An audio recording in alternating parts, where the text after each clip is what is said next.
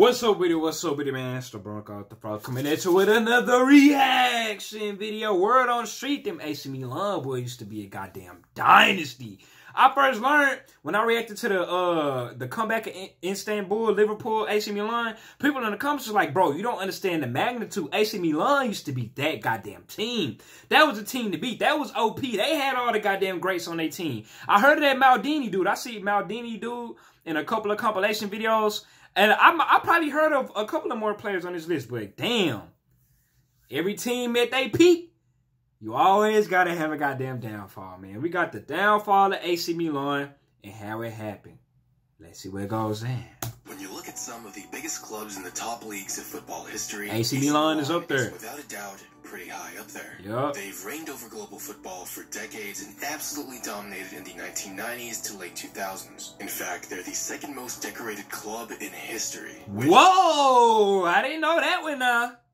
I didn't know that one now. You telling me they more decorated than it's a second most. So when I think of most decorated, I think Real Madrid, Barcelona.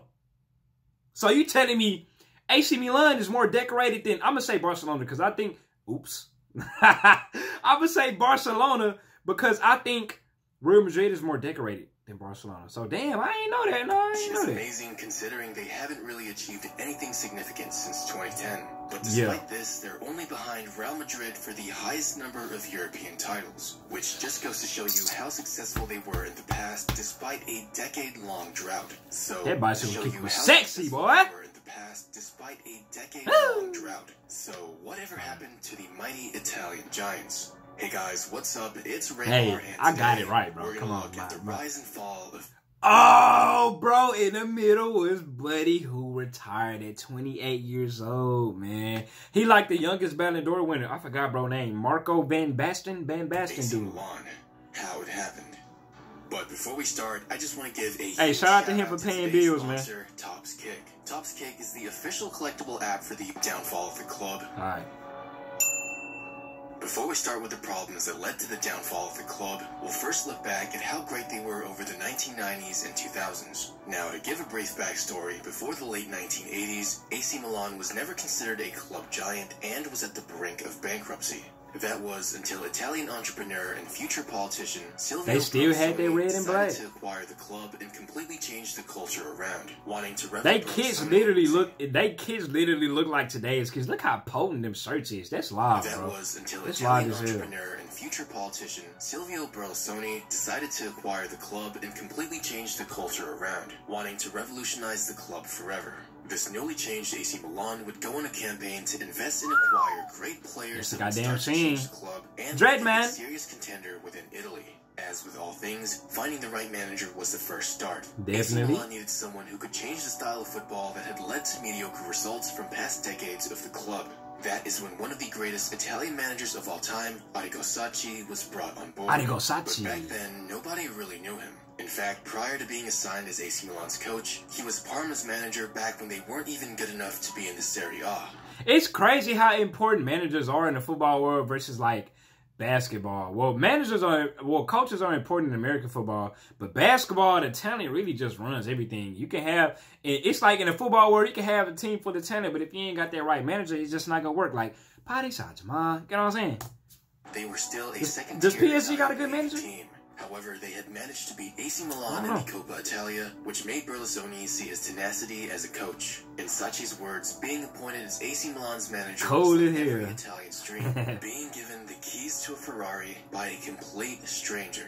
Just to give a little bit of context, the Italian league back then was infamous for its slow-paced matches, focusing on possession and defense. In fact, a popular tactic around the time was to score a goal and focus only on defending after that, just trying to make sure your opponent couldn't catch up. So that was real reserved. In 1987, Sacchi wanted to completely shatter that style of football. He wanted to build a team that would attack and continue to dominate, never settling on just scoring once and being on the defensive. Under his recommendation, Berlusconi spent an insane amount of money and went to acquire the only two individuals on the squad that weren't Italian. Dutch legends Marco van Basten and Ruud Gullit. Marco van Basten, boy, yeah, I know, bro. We did a reaction video on him. I forgot to mention him at the beginning. I'm sorry, but yeah, I knew that Dread Man dude wasn't Italian. I was like, hold on, is that dude Italian? This new AC Milan squad, I thought he was Jamaican or something. That boy Dutch. Led by Marco van Basten, one of the greatest strikers ever and one of the greatest midfielders ever, Ruud Gullit. They would dominate Italy and finally win the Serie A title, ending a nearly decade-long silverware drought. 10 years. Suddenly, Milan was on the world's watch list. This run would help Gullit win the 1987 Ballon d'Or, hey, best midfielder in the world at the time. Just the following season, Milan decided to add just one more Dutchman to their squad, and he was no other than Frank Rijkaard, making him only the third player on the squad who wasn't an Italian, with the other two being his where Frank from? Van Basten and Gullit. He look the American. Dutch trio would lead AC Milan's attack and absolutely dominate world football, winning the Italian Super Cup and the European Cup, which is today's Champions League title. Oh, this okay. would be the third time Milan had conquered Europe, ending a 20-year trophyless drought. So the Champions League used to be called the European Cup. When did they make that change? I thought it was always called the Champions Milan League. was feared across the world. And why did they make that change? Clubs like Real Madrid 5-0, further enforcing their manager Arrigo Sacchi's theory of continued attack and relentless pressure. Van Basten was the best goal scorer in the world and won the 1988 Ballon d'Or, damn with injuries, his teammate bro. Gullit finishing as the runner-up and Frank Rijkaard finishing in third place. Whoa! Gullit finishing as the runner-up and Frank Rijkaard finishing in third place. Milan indeed had the best players in the world, with their Dutch trio rated as the best players on the planet. I'm talking about 3 people on the team was 1, 2, 3 for Ballon d'Or. Literally the 3 best players in the world that season on one goddamn team, boy. Damn. And they all, boy, that goddamn Dutch national team better to have won them some World Cups. That's on my mama. You know what I'm saying? The very next season in 1990 was even better than the previous. They would win the European Super Cup, the Intercontinental Cup, and were once again crowned the champions of Europe. Van Basten would win his 2nd consecutive Ballon d'Or, with fellow Italian teammate Franco Baresi in 2nd place, and Frank Rijkaard in 3rd place, with AC Milan's players once again being voted as the top footballers of the globe. AC Milan was a well-built team, with core players like Giovanni Galli, their longtime goalkeeper that saw them through years of success, players like Carlo Ancelotti and Alessandro Costacarta as longtime veterans, and a youngster who would play his first season in the men's team that year, Paolo Maldini. I was wondering where the hell Maldini was at. I was like, damn, where are they naming all these player names? Where's Maldini at? To depart Milan, he was a young buck. Succeeded by Fabio Capello in the 1991-1992 season. This would begin another iconic time for success in the club. They would go on to absolutely dominate Italy with even more major talent added to the club.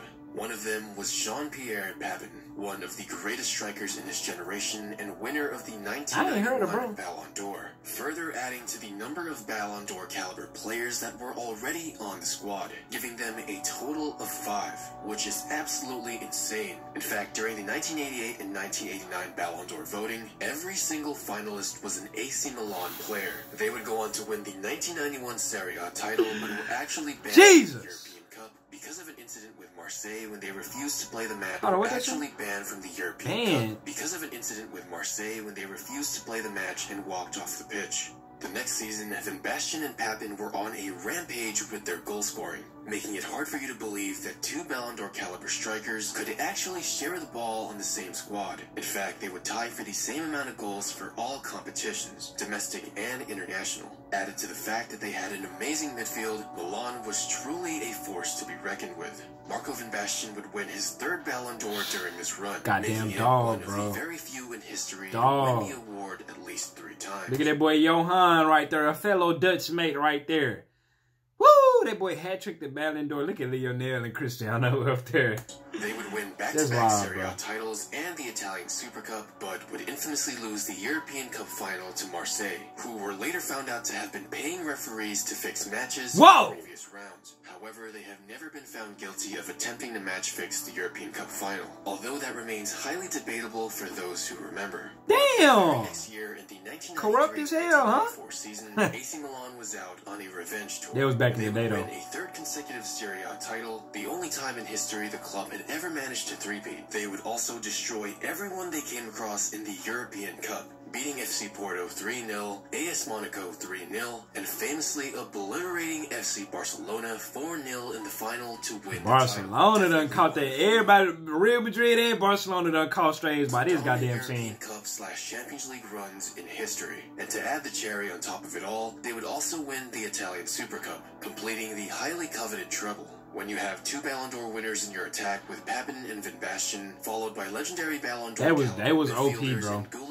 That was definitely OP. Ballon d'Or finalists on the defensive end with Franco Baresi and Paolo Maldini, and a club veteran and legend on goal like Rossi, you're definitely bound to win a couple trophies. Many believe this Milan squad to be the greatest in football history, and no doubt they're definitely up there. I was just finna say, who do y'all think is the greatest squad in history? Like, what year, what team? Because it seemed like, bro, 3 players on that team was the top 3 finalists for Ballon d'Or 5 years in a row, bro. Because of the changes made to the club several years ago, which included a new coaching philosophy started by Arrigo Sacchi to continuously attack and put pressure on their opponent, combined with club owner Berlusconi's willingness to spend whatever amount it took to get the best players, AC Milan was revived from a dying club to one. Now, how the hell did they fall, though? Eventually, AC Milan's legendary core of players would get older, but still win the 1995 Serie A title before ultimately dissolving to the later stages of their careers. Okay, so basically age and that boy Marco got hurt and retired. That's what I'm gonna guess. And when Liverpool came back on them boys, I think that spelled the end of them. Probably. It wouldn't be until 2002 when the club would once again rise to its former glory. This time, Carlo Ancelotti, a former player during Milan's late 80s domination, would come back to manage the club and bring back the winning tradition. AC Milan was now captained by veteran Paolo Maldini. Hey, that's what I'm talking about right there. Dominate the world with their former squad of legends and had developed into one of the greatest defenders in football history. Oh, so everybody gone. Dreadman gone. That Fred dude gone, and Marco gone. Now that boy Maldini done took over. That's wild. This time, Milan had a new core of Zlatan here? At goal, they had Dia, one of the greatest Brazilian goalkeepers ever. Joining Maldini at the back line were players like Alessandro Nesta, Serginho, and Dario Simic. At midfield, they had the monstrous lineup of Italian legends like Massimo Ambrosini, Gennaro Gattuso, as well as one of the most underrated legendary midfielders of all time, Clarence Seedorf. And finally, they had an attack that was arguably even better than their 1993-94 lineup, with Italian legend Filippo Inzaghi, one of Brazil's greatest and 1998 Ballon d'Or winner, Rivaldo, and Ukraine's greatest player ever, Andriy Shevchenko. They would go on to win Italia as well as the UEFA Champions League title with an iconic penalty shootout against fellow Italian giants, Juventus. Oh, this is the team that I'm more familiar with than the last one. But damn, boy, that ain't no derby game, but Italian versus Italian penalty shootout in the Champions League. Can't get no better than that. Season would be the first time they would win the Serie A title since the days of Van Basten in 1995, with Andriy Shevchenko having a monstrous season that would finally win him the 2004 Ballon d'Or. That season, Milan would also add a young rising star to the club who would do surprisingly well for his first year, and his name was Ricardo Kaká. Yup. Shevchenko and Rivaldo would no longer be with the club. That young star named Kaká would grow up and eventually lead the same core of players with the addition of Brazilian legend Cafu to the Champions League title. This live, bro. Anyone who watched Kaká during his prime should know just how insanely good he was. One of the best Ballon d'Or performances of all time. And if not that, definitely one of the most entertaining to watch, in my opinion. This would be the last time that AC Milan would ever win the Champions League. I learned about Kaká off of look at Ronaldinho right there. I learned about Kaká off Bota on FIFA last week. In the 2010-2011 season with Ibrahimovic, Robinho, Prince Boateng, Ronaldinho. Oh, that's Zlatan right there. Season with Ibrahimovic, Robinho, Prince Boateng, Robinho too. And the rest of the long-term veterans. Zlatan would ever win a Serie A title. Since then, the club has fallen back to its mediocre state, winning little to no pieces of silverware and even being unable to qualify for the Champions League on multiple seasons. So whatever happened to the great club? Well, for one, their owner, Silvio Berlusconi, who owned the club from 1987 to 2017, essentially stopped caring and hadn't put as much dedication to the club as he once did when he first bought it. He used to spend insane amounts of money to fill the club with world-class talent. But ever since his third term as Italian Prime Minister from 2008 to 2011, that boy was Prime Minister? He stopped caring as much for the club. And ironically enough, that's when the club slowly started to go down. Lack in continuous investments ultimately led to huge debt and the inability to continue providing quality talent for the club. So it was the manager's fault. All that power in one man's hands, Managerial bro. issues also caused a dip in club performance. With the declining lack of talent within the club, they were bound to perform poorly. And as we all know in football, managers are always the first ones to get blamed. So what happens? They get sacked. And when that happens, you have different managers in a short period of time with different footballing philosophies. Mix all this instability in with an already lackluster squad, and you get even more mediocre results, which leads to even more sacking of managers and only further continues the cycle. I mean, just look at how unstable it is. Since 2014, there have been more managers than years to the current date. Damn! That's an incredibly terrible sign. AC Milan used to be the best of the best and scout young players who were promising and could learn from their already great squad. Maldini and Kaká are perfect examples. They also always had a solid core of long-term players that knew how to play together and win. Milan's transfers have done little to replace the talent that they once had.